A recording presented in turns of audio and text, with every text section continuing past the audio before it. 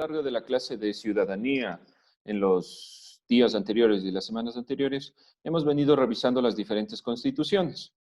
Principalmente desde la creación del Ecuador, hemos revisado la primera constitución del Ecuador, hemos revisado la constitución de Gabriel García Moreno, la constitución liberal de Eloy Alfaro, y de ahí nos dimos un salto hasta la constitución de 1978 y vamos a ver la penúltima constitución del Ecuador.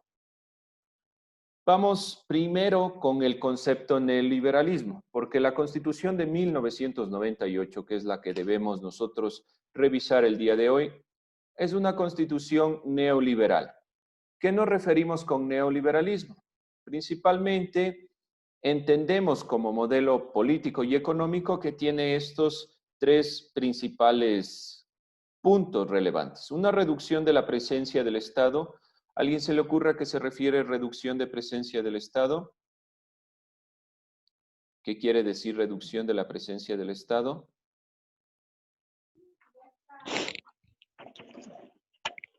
¿Qué podríamos decir? ¿Qué significa reducción de la presencia del Estado aquí?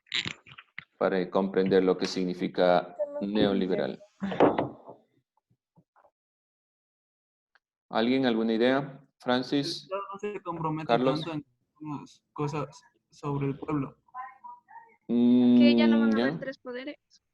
No, sí sigue existiendo los tres poderes. Bien, buena contestación. Miren, jóvenes, mientras ustedes van contestando, podemos ir resolviendo estos pequeñas dudas que puedan existir. ¿Siguen existiendo las mismas cantidades de poderes en el Estado? No se olviden que solo a partir de la Constitución de 2008 se cambia a 5 poderes. En la Constitución de 1998 siguen existiendo más poderes. Vamos, Ángel, ¿alguna idea?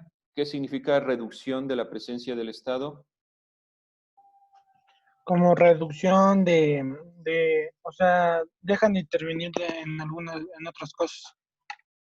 ¿Cómo en qué sería, más o menos, se le ocurre? Lo que se le ocurre. ¿En qué se deja de intervenir?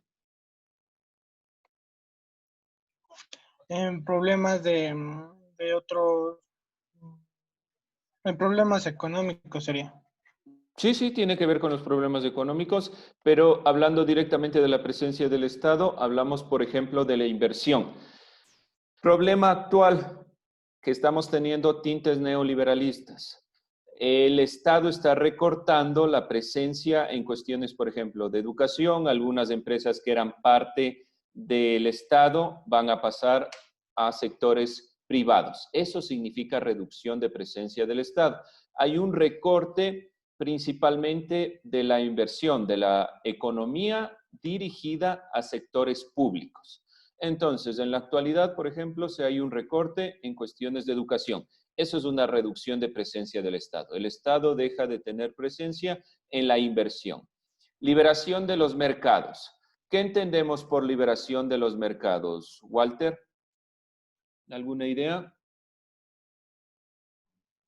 Que ya no son tan elevados los precios. Bueno, son más elevados los precios porque tiene tanta libertad. Sí, sí, hay un de fondo, la liberación del mercado pretende que los precios bajen, pero hablemos que es principalmente la liberación del mercado, habla de mercados internacionales. Yo puedo competir con otros países. ¿Qué problemas puede traer la liberación de los mercados? ¿Alguna idea? ¿Alguien? ¿Qué peligro trae el liberar los mercados? El que haya libre comercio. Por ejemplo, un TLC, un Tratado de Libre Comercio, ¿qué problemas podría traer? Pongo un ejemplo, Estados Unidos compitiendo contra el Ecuador. ¿Qué problema puede traer esa liberación del mercado? ¿Cómo es? Valdría la economía, o sea, la economía se iría a la quiebra, algo así. Para nuestros países tal vez sí, en nuestro caso sí, porque, por ejemplo, competir con los Estados Unidos nos significaría que tengamos una tecnología parecida a la de ellos, lo que en la realidad no es de esa forma. Entonces, países que tienen mayores producciones, mayor economía, tienden en tratados de libre comercio a ganar en cuestiones de libre mercado. Ese es uno de los peligros, que la economía de los países pequeños se beneficia, pero también la producción interna se elimina. Nosotros, por ejemplo, producimos zapatos, por poner un ejemplo. No podemos competir con producciones en masa. Entonces, los productores nacionales tienen que vender sus empresas a empresas internacionales para poder competir. Ese es uno de los peligros principales del neoliberalismo. Además, la regulación de la sociedad está regulada principalmente por el mercado. Entonces, todo se rige principalmente a la perspectiva del libre mercado. Una de las ideas importantes y que podríamos rescatar, que no es mala del neoliberalismo, es que las personas son libres de opinar, son libres de accionar. El Estado ya no dirige tanto, entonces la propiedad privada puede poner mayor inversión. No se olviden, un libre mercado es el intercambio comercial que no está sometido a ningún o casi ningún control político gubernamental. Aquí significa directamente que el Estado no comienza a tener injerencia sobre la compra y venta de productos, sino que las entidades de mercado van a decidir cuál es el precio para cada uno de los productos. Esto puede ser beneficioso si nosotros vemos, por ejemplo, en países con tratados de libre comercio, a veces de esos países, por ejemplo, viene un producto y ese producto baja de precio. Y baja de precio porque el libre mercado le permite tener competencia.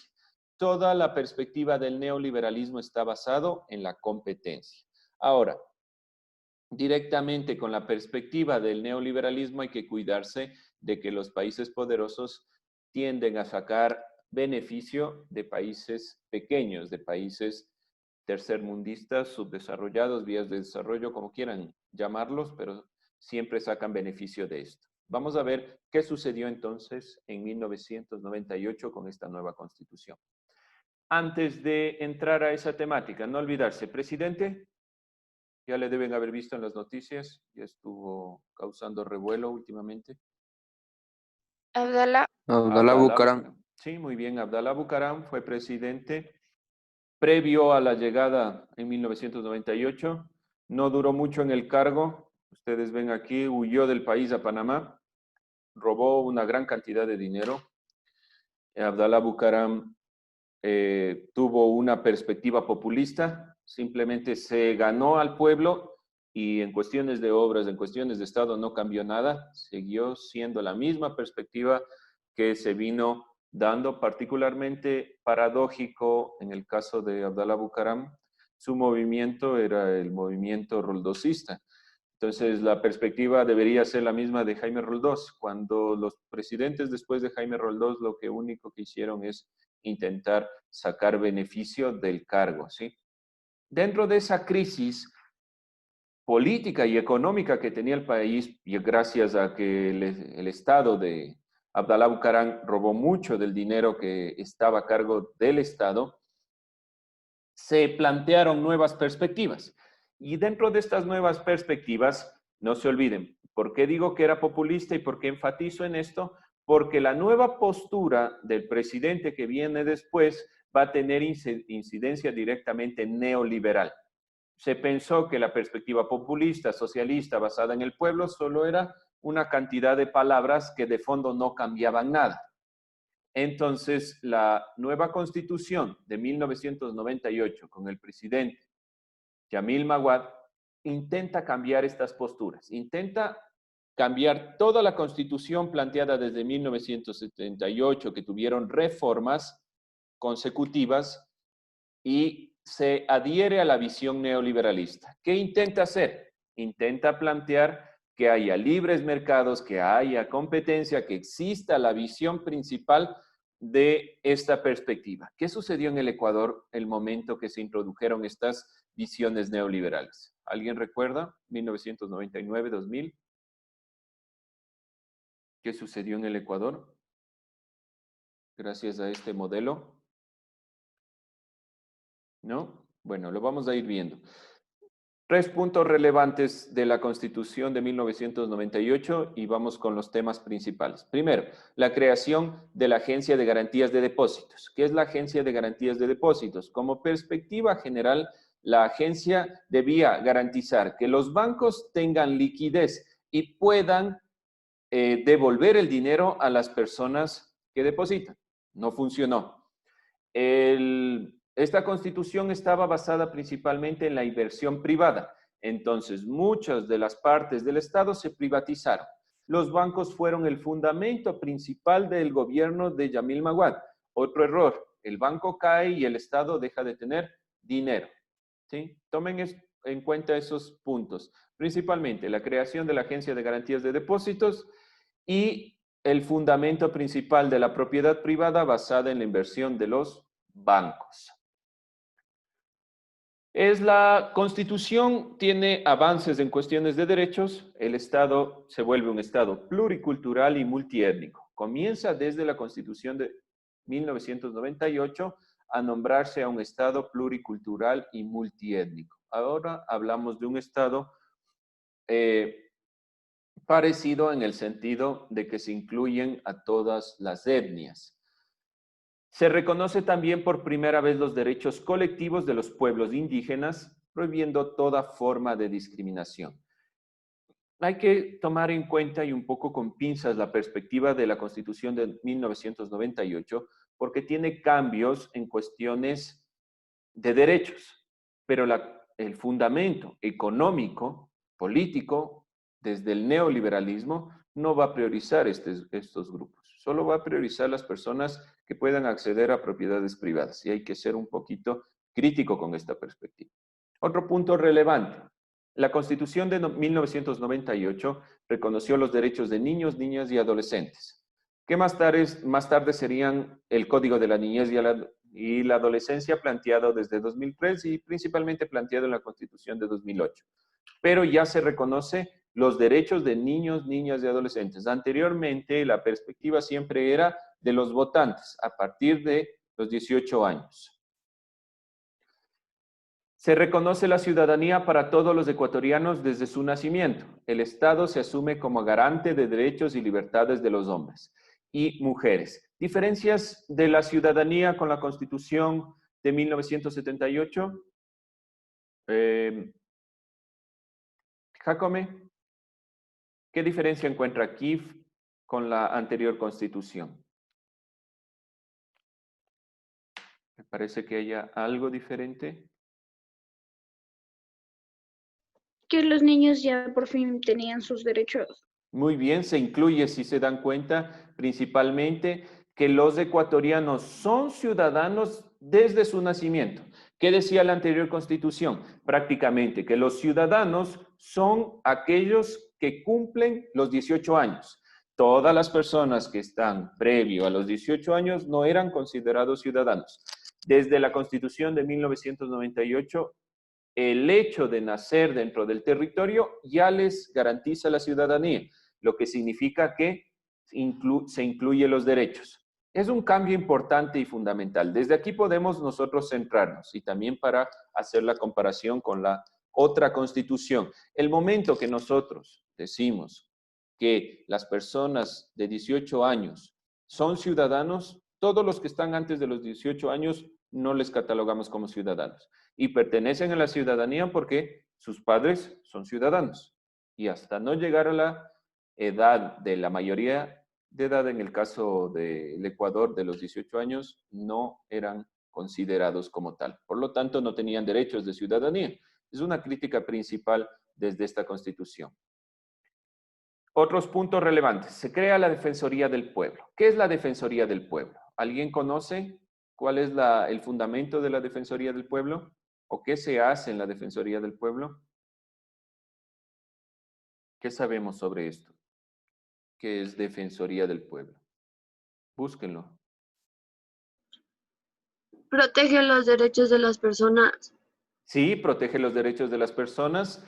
Principalmente hablemos de que es la relación directa de una entidad que garantiza derechos con el pueblo.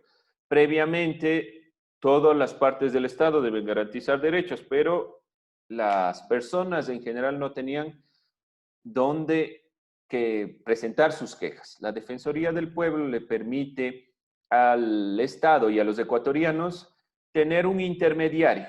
El defensor del pueblo puede intermediar con cuestiones que las personas individuales no podrían. Si nosotros tenemos, por ejemplo, un problema con una empresa, tenemos problema con, por ejemplo, con cuestiones de agua potable, que no tenemos acceso, hay cortes. El momento que nosotros vamos a la Defensoría del Pueblo, nos guían para tener un proceso.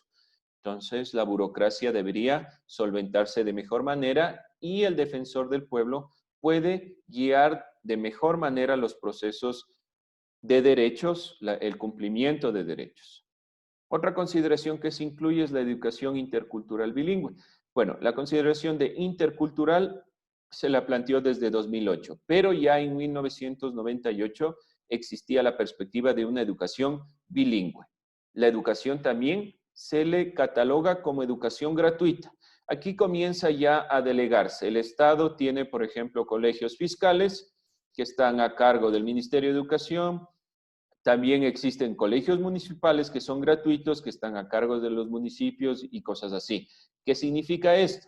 Que la educación va a tener más acceso. Y el momento que es bilingüe, aunque en 1998 todavía no había la inserción como en 2008, principalmente de mirar cada uno de los puntos de vista, las cosmovisiones, ya se incluye por lo menos que existan clases en los idiomas autóctonos, que se estuvieron perdiendo mucho por mucho tiempo. Desde la época de la colonia se ha perdido mucho del lenguaje y mucho de la perspectiva de los indígenas. Otro avance importante. Ahora, vamos directamente con el problema central. Esto sí ya es algo problemático que está enmascarado dentro de todas estas consideraciones. Punto relevante, Estado pluricultural y multiétnico. Se elimina las formas de discriminación, se incluye la niñez dentro de los derechos. Los ciudadanos son aquellos que nacen en el territorio desde su nacimiento y ya son ciudadanos. Se crea la Defensoría del Pueblo, la educación va a ser bilingüe y la educación es gratuita. ¿Cómo solventamos eso? Se supone que el Estado debe garantizar todo lo que hemos venido revisando. Pero para el modelo que lo plantea Yamil Maguad y la Constitución de Riobamba de 1998, la economía social va a mantenerse dentro de la perspectiva del mercado. Problemas principales: la venta de servicios públicos a empresas privadas.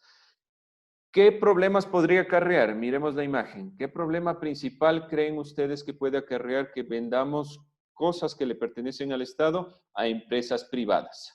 Por ejemplo, el agua, por ejemplo, la luz eléctrica. ¿Qué problemas creen que nos puede traer esto? ¿Alguna idea? ¿Qué problema podría traer que vendamos los servicios básicos a una empresa privada? Que puedan sacar provecho de eso, ¿Cómo? ¿Se les ocurre?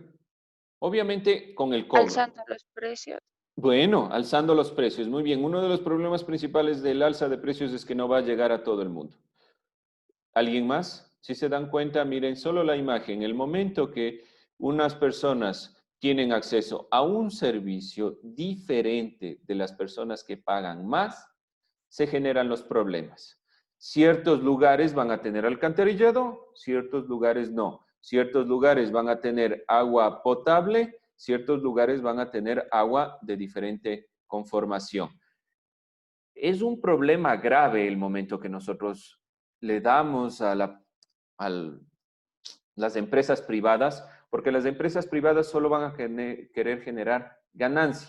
No les importa tanto el servicio y más la ganancia. Mientras más ganen, mejor va a estar la perspectiva. Entonces, quienes más dinero tienen, tienen más acceso. Uno de los cambios principales y críticas que debemos ver es esta perspectiva de la venta de lo que tiene que ver con el Estado y sobre todo servicios públicos. Muchos de los lugares en el país no tenían acceso a servicios públicos hablemos principalmente agua, alcantarillado, luz eléctrica, porque las empresas privadas no les convenía tener dentro de sus lugares. Otro factor principal de la Constitución de 1998, el feriado bancario. ¿Alguien ha escuchado qué pasó en el feriado bancario? ¿Cuál fue el problema del feriado bancario? ¿Qué sabemos sobre el feriado bancario? No se olviden, porque esto estamos tal vez y seguramente cayendo otra vez en una problemática de este estilo.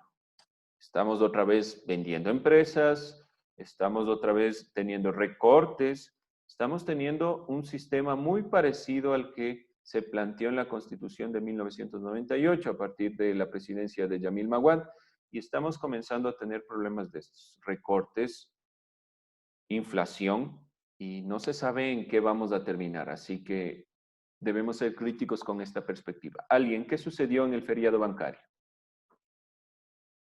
¿Cuál fue el problema principal del feriado bancario? Se congelaron las cuentas.